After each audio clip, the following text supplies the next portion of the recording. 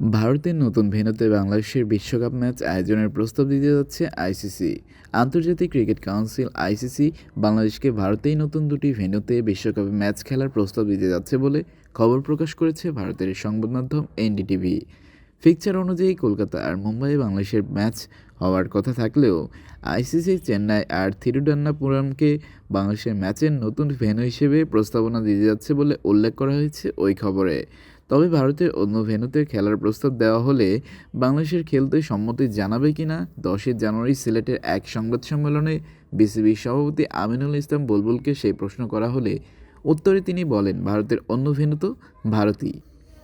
বাংলাদেশের বিশ্বকাপ ম্যাচ ভারতের পরিবর্তে শ্রীলঙ্কায় আয়োজন করার দাবি জানিয়ে বিসিবি আইসিসিকে যে চিঠি পাঠিয়েছিল, আইসিসির পক্ষ থেকে সোমবার বা মঙ্গলবার সেটির উত্তর দেওয়া হতে পারে বলে জানিয়েছিলেন মিস্টার বুলবুল।